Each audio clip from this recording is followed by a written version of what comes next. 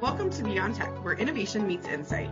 I'm your host, Jackie Slatt. I bring curiosity, clarity, and a passion for technology-driven storytelling to every conversation. The life sciences industry is evolving faster than ever. As we head into 2026, pharmaceutical and biotech manufacturers face mounting pressure to accelerate innovation while maintaining strict regulatory compliance. Companies must modernize legacy systems, integrate advanced automation, and leverage AI to improve efficiency, all while ensuring data integrity, meeting global quality standards, and navigating workforce challenges. In this episode of Beyond Tech, we're diving into these industry challenges with three experts from eTech Group, Bob Patrick, Puneet Jain, and Nish Patel. Bob Patrick is the Vice President of Life Sciences. He brings decades of experience leading automation and digital transformation for pharmaceutical and biotech manufacturers, helping clients navigate complex compliance requirements while driving innovation. Bob is joined by Puneet Jain.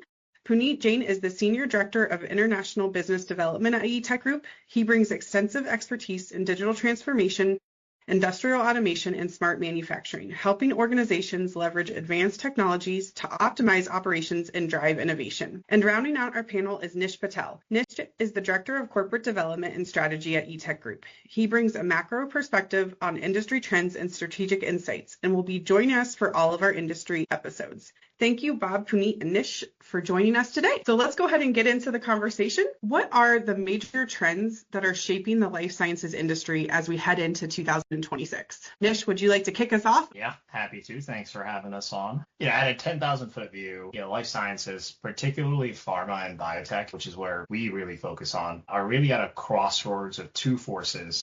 One, the need to sort of innovate faster and faster, and then two, the reality of rising regulatory scrutiny. So on the one hand, pipelines are expanding, therapies are becoming more targeted, product life cycles are getting shorter. On the other hand, regulatory expectations around data integrity, traceability, and validation are also only increasing. And layered on top of that is this growing focus on supply chain resilience, especially after the last few years. And manufacturers are really rethinking how dependent they want to be on essentially single sources or longer sort of global supply chains. In addition to that, you've got tariffs, geopolitical risks, national concerns. All these things are essentially pushing companies to invest more in domestic capacity, really, while also maintaining some sort of a global footprint.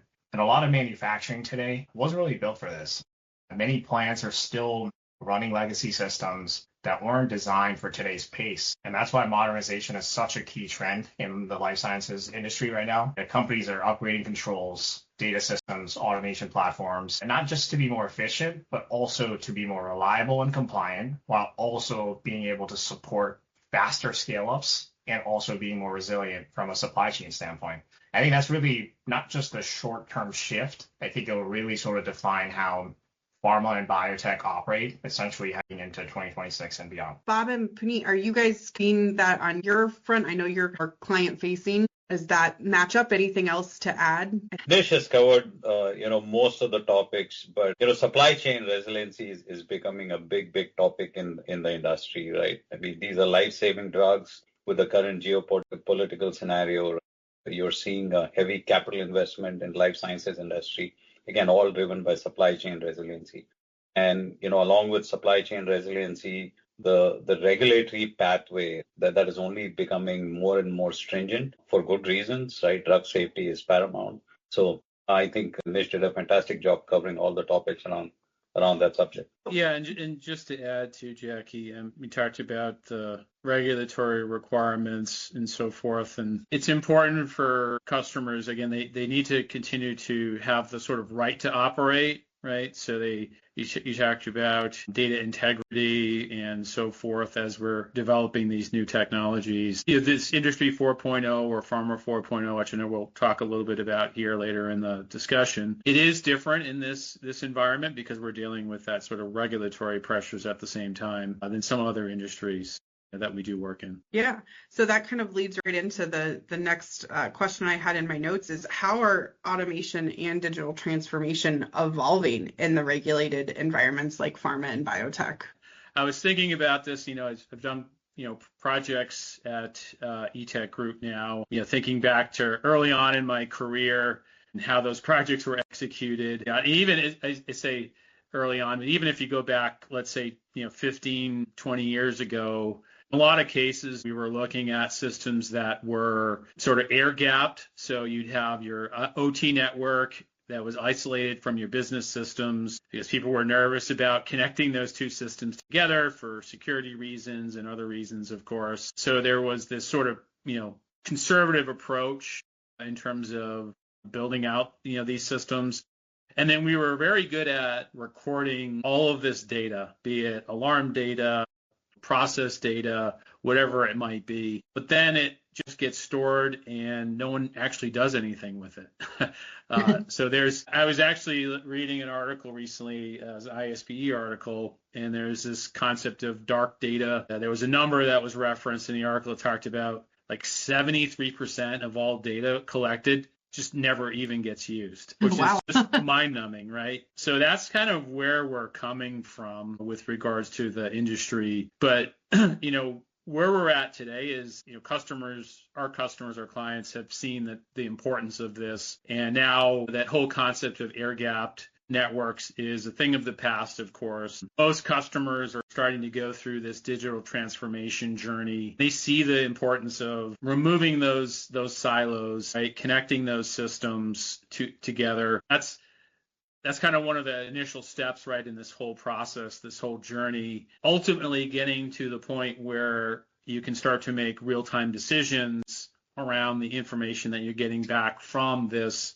again, plethora of information that these systems are collecting. So the whole idea of a digital plan is feasible. And the way customers are approaching this is, in a lot of cases, a phased approach where one idea, and we're working with some clients right now today in this capacity where they're developing pilot projects, where they're developing new technologies.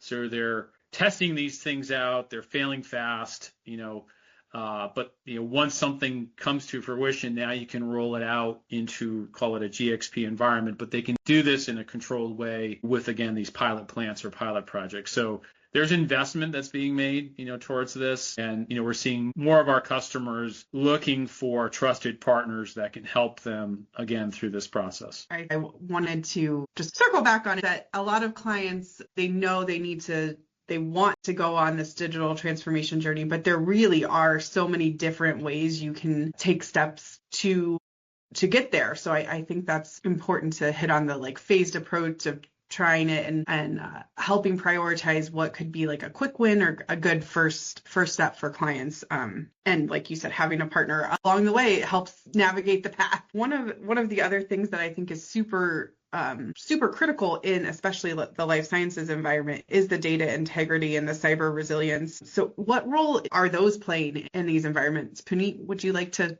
jump in on this answer? Sure. So both extremely critical to operations, right? So, when you look at the two topics, they're kind of connected, but they're also separate. So if you look at, cyber resilience, it's more around security. If you look at data integrity, it's more around drug safety, right? And then, follow the news for last 15, 20 years where there has been a big effort to digitize and to go to the cloud for a lot of the business applications. I think there are enough examples in the industry where, big corporations they've had cyber attacks, they've had ransomware issues, and that have really taken down some of critical manufacturing operations. So overall, I'm seeing a huge investment in cybersecurity initiatives. And cybersecurity initiatives, they can range from many different areas, right? So typically they start with the IT/OT assessment, which will get them a pathway on how to make their cyber network hardened, right? So it could start with network segmentation, encryption, disaster recovery, but again, all of which around how do you make your plant secure from cyber attacks and any ransomware issues. But again, it's more critical in today's day and age, as Bob talked about, right? The more you automate, the more you digitize, the more you go on the cloud, bigger the risk on cybersecurity. So more investment is needed on cybersecurity side. It's something that life sciences has to be very well aware of, and they need to have strong programs around cybersecurity. Data integrity, on the other hand, right? That's your bread and butter, right? I mean, this is life sciences. anything that you ingest, anything that you inject, you want to be 100% sure that it's exactly what the label says, right? So, I mean, that's the drug safety piece of it. Now, again, linking it back with the cybersecurity piece of it, you have systems like MES, LIMS, CMMS systems, ERP systems. And the reason why a lot of the companies are investing heavily in a lot of these systems is because they ensure data integrity. They're ensuring integration at the equipment level. So that way you can reduce the number of errors. The data flow from your plant floor all the way to your business systems is seamless, right? But having said that, you also want to enforce a lot of integration across the system. So that's something we do with a lot of clients where you have these bolt-on systems, but then to ensure data integrity, to ensure that they are done right, that there are a lot of projects around how do we integrate these systems in the back end so that the flow of data is seamless. And you have to worry about audit trails. You have to look at automated validation checks. There's deviation detection along the flow in the digitized world. So again, I would say integration is a big piece around data integrity, and with more systems becoming more prevalent in the industry, a lot of bolt-on systems, we have to have a strong data integrity program along the way. Yeah, and if I could just double click on that too, given data integrity in general has always been important, but now more so than ever, it is even more crucial. I think from a compliance standpoint, regulators aren't just asking about what is the data kind of showing. They really are asking and want to understand how was it created, who touched it, how, can it actually be sort of trusted? I think what's interesting is the focus isn't just coming from regulators anymore as well. We're also seeing the same level of scrutiny from an M&A perspective as well. Cyber and data integrity diligence in general has almost become standard in pharma and biotech deals, especially because buyers really want to understand and really have the confidence that the manufacturing systems they're buying are secure, validated, and there won't really be any issues post-close. So I think that's really why cyber resilience in general has just been such a big topic. Yeah, that's a great point. Wanting to go on a little bit more of a use case, can you share an example of how advanced automation has improved the outcomes for a facility in life sciences? Puneet, do you have have a story to share? I can get us started. Advanced automation it depends how we define advanced automation, right? But let's take AI as an example because we keep hearing AI across the board, right? So if you look at how AI is getting adapted in life sciences, so life sciences primarily is broken down into two areas. You have the R&D aspect, which is where all the innovation happens, and then you have the commercial aspect, which is the commercial manufacturing aspect of it. So AI adoption on the drug development side is immense. I mean, if you look at a standard drug development process, you have thousands and thousands of pages of clinical data. Now, the way to speed up a lot of the review is to use AI on that. And we are seeing a lot of adoption of AI in data review, a lot of clinical data. There's a lot of AI that we are seeing used so that we can reduce the overall study time. So that definitely helps. And then when you jump into staying within the R&D frame, right, there's lab automation. So if you look at lab automation, I mean, the number of samples that a lab does, we are seeing a lot of AI and robotics working hand in hand to process thousands of samples. What used to be done by scientists one at a time, now we are seeing a lot of lab automation that has not been common, I would say, in the last decade or so, where we saw more of that in the commercial manufacturing, but not so much in the lab space. But we are seeing a lot of that in the lab space now. So a lot of lab automation and consistency, right, and kind of links with the previous question around data integrity, right? So the more automation you have, the more integration you have across the IT/OT layer, better your data, faster your data, right? And that eventually drives the overall innovation. So yeah, I mean, if I can pick the two things that we are seeing a lot of is it's AI and robotics integration across the whole supply chain. Yeah, and I just give a little plug because we had a previous episode where we got to speak with Sarah Hadid, and we had a great conversation with her about lab automation. So if you're listening to this episode, go check out the other one too. Yeah, and just to add to that, Jackie, too, Puneet talked about robotics and specifically around labs. We're starting to see life science customers also think about other areas of their facility that maybe haven't been as automated. So, for example, warehouse automation. So going to a fully automated warehouse versus traditional warehouse and actually thinking about the idea of, I'll call it fully lights out production facility. What does it take to get there? So, the traditional sort of process control, which has been there for many, many years, we're very familiar with. We're seeing automation expand into other parts of the facility as well. Yeah, that's great. Continuing on that trend, what technologies or approaches are helping the life sciences companies scale faster and smarter? Yeah, I think one of the biggest shifts is really towards repeatable, standardized platforms instead of one-off solutions. I think a lot of standard automation practices and architecture really allow companies to bring on new lines or even create facilities online faster because validation frameworks do not need to be sort of reinvented. They're just being reused. In biotech specifically, I think modular manufacturing is also playing a big role. You got flexible skids, single-use systems, really adaptable controls platforms that can really be used to pivot as pipelines continue to evolve. I think it's been a real advantage. And strategically too, this just gives companies more optionality, right? They can respond to sort of changing demand without overbuilding or locking themselves into rigid sort of infrastructure. So we'll continue to see companies pursue, these avenues, especially as they scale. Yeah, one of the challenges that's facing not just life sciences, but kind of across the board are the rising cost, labor shortages, and supply chain pressures. How are these challenges shaping the investment decisions that clients are making? Bob, can you share some insight you've seen out in the field? Yeah, no, Jackie, I think you touched upon it. I mean, life science industry is not immune to these same issues as other industries, are seeing. And there's technology solutions here to help address, some of these problems our clients are running into around, again, automation and digital transformation. It's interesting because Nish talked about the modular development. That's an area, that you can help drive a standard solution around, call it control libraries and so forth, to allow for, deployment of systems more efficiently. So that is definitely one area. Digital twins is another area. How do you train folks?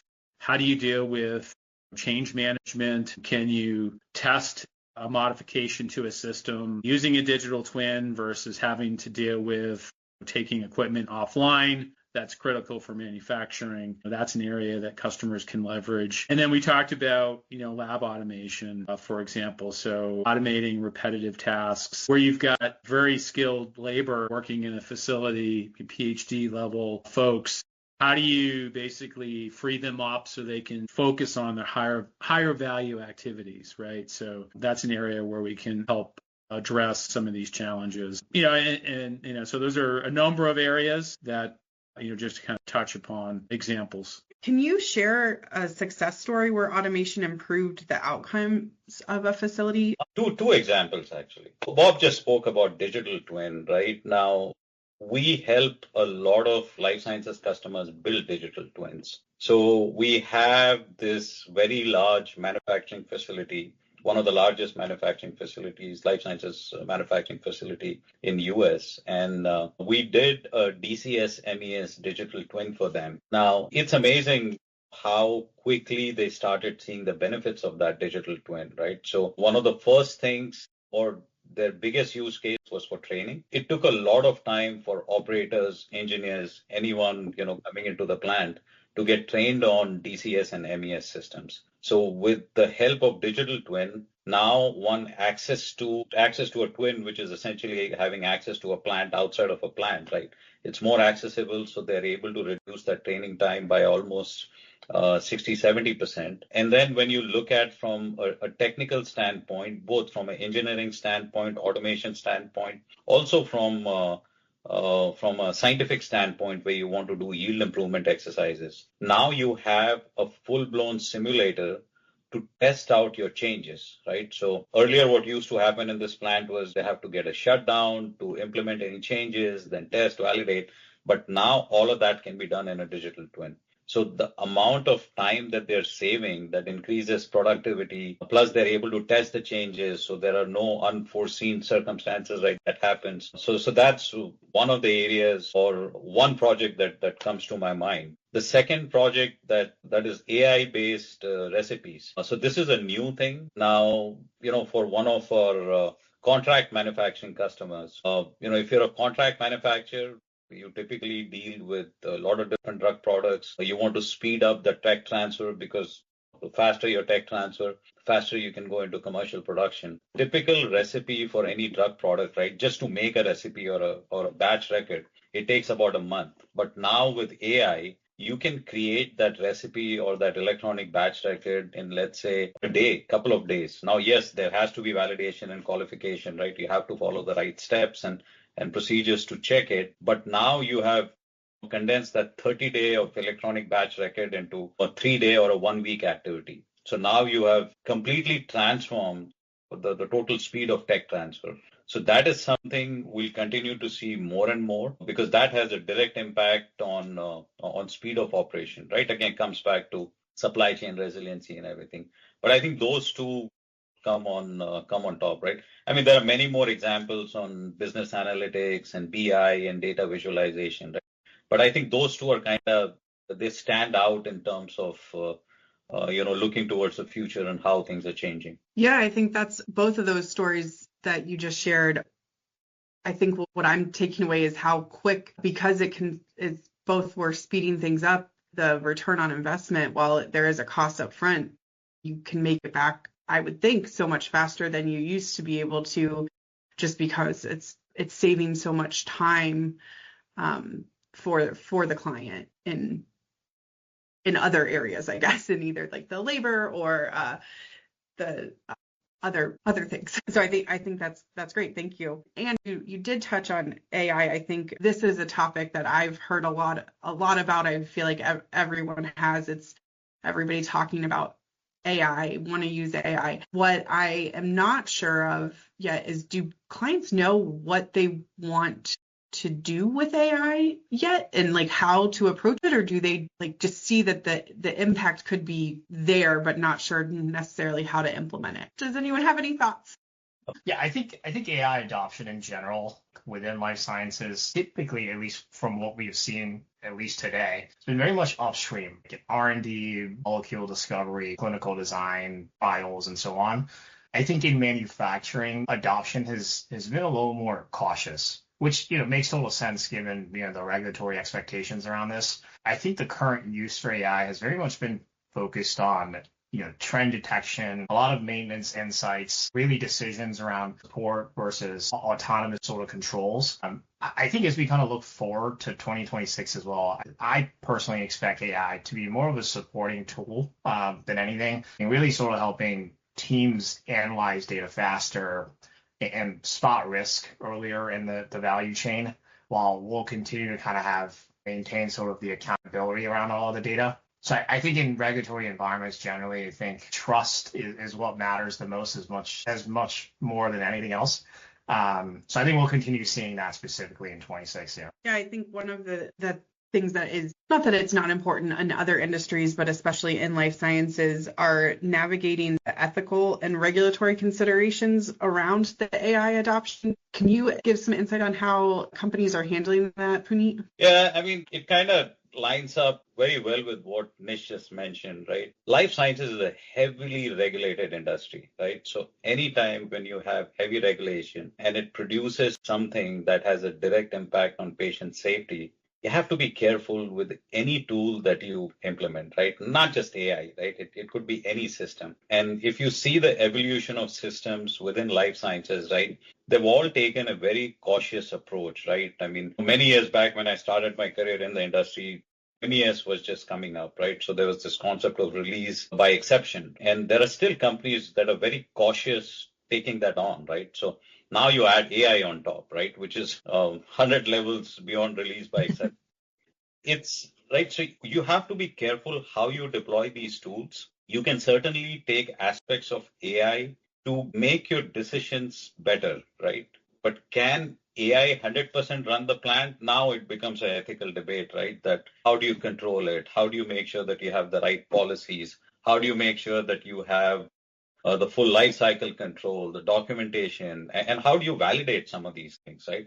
There are a lot of AI models that are self-learning, but again, in a self-regulated or not self-regulated, but in a highly regulated industry, maybe self-learning isn't the best approach, right? I mean, if you have a certain recipe and a certain recipe works in a validated way, you don't want it to self-learn to create something else.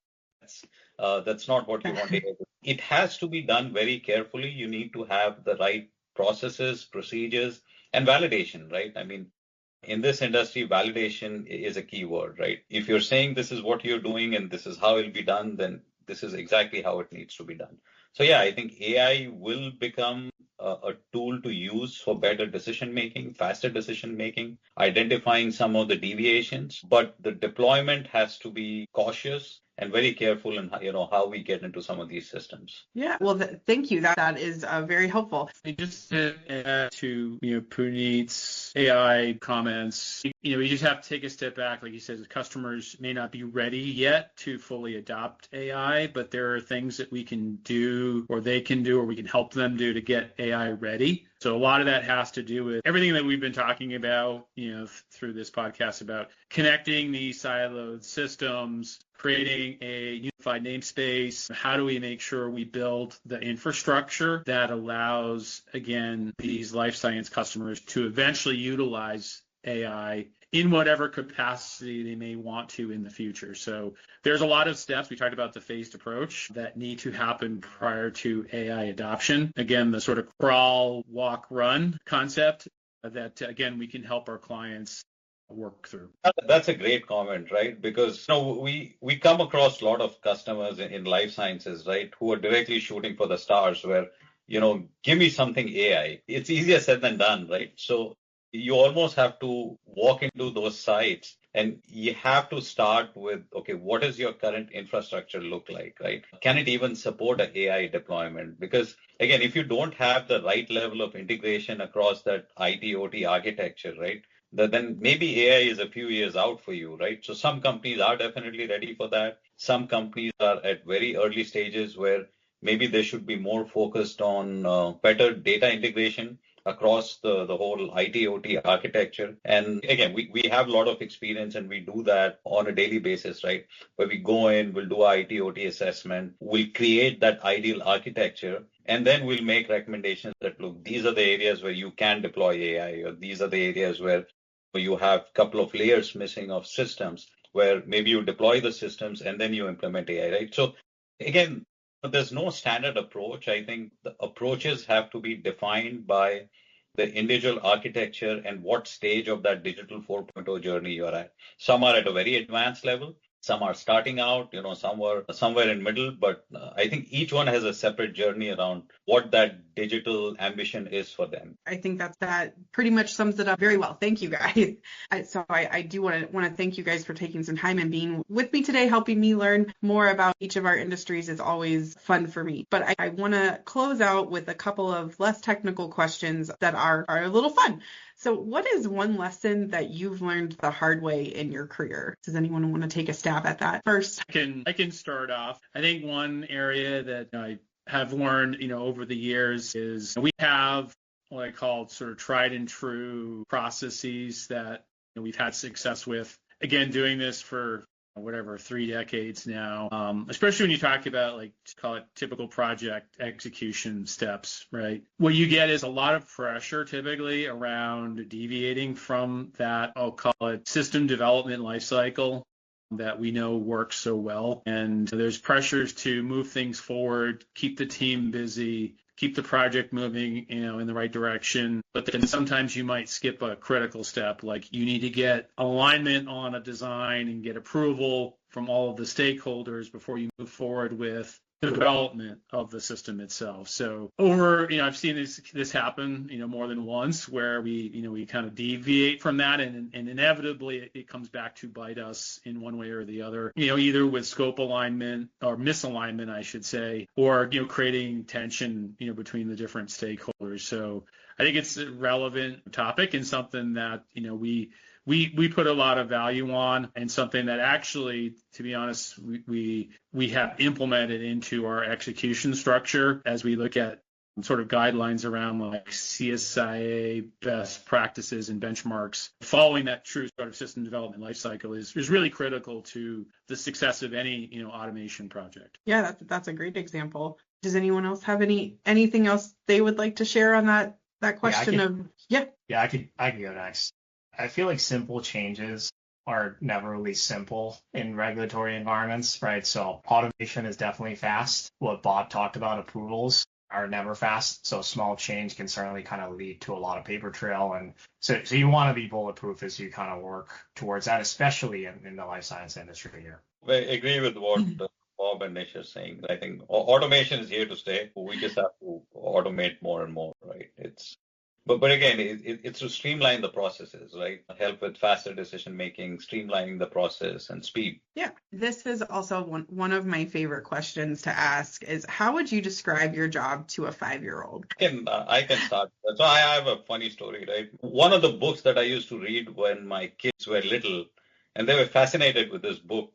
I forget the title of the book, but I still remember the first sentence of that book, Big Machines Do Big Jobs. It was a book with a lot of pictures. Now, although maybe not appropriate for a 5-year-old, but it was more for toddlers, right? But the way I would explain to a 5-year-old is, you have big machines in a factory. So we basically help these machines talk amongst each other, and then we make products, right? All kinds of products. So that's how I would explain to a 5-year-old, right? So big machines do big jobs, and we help them talk. That's a great way to describe it. I love that. Or Nish, you want to take a stab at it? I was just going to echo that. It's basically preventing big machines from misbehaving is another way to kind of tackle.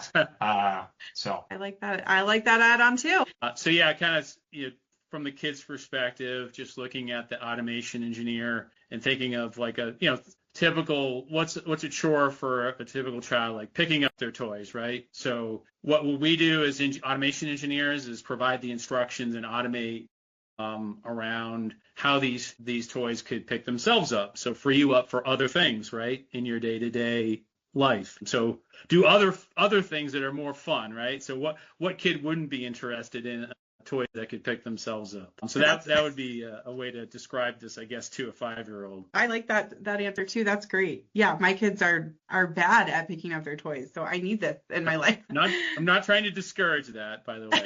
So the last question I have is just any topics that you would like to see us cover on future episodes of Beyond Tech. I'm always looking for ideas. Yeah, I mean, I know we talked about a lot of different topics today, and I think more of a 10,000 foot level, sort of high level, right?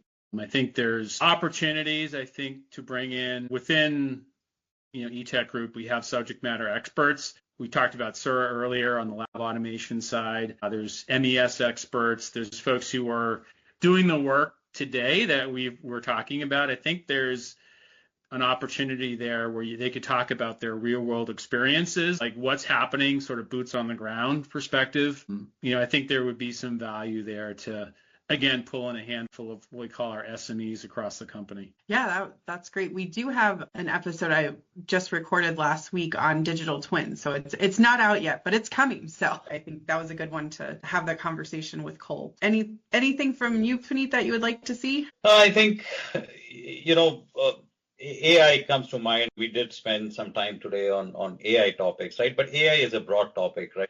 Maybe if we have narrowed down and give some examples on certain applications, right? How it works with MES, how it works with the different systems, built on some real life examples that a lot of our engineers are working on right now. But to make that as a case study and show it to others, right? I think that would be a good podcast. Yeah, that's another great idea. Nish, do you have anything? I know poor Nish has had to give so many examples. I'm running out of examples here. I think compliance was another one. Obviously, we've got a lot of experts around this.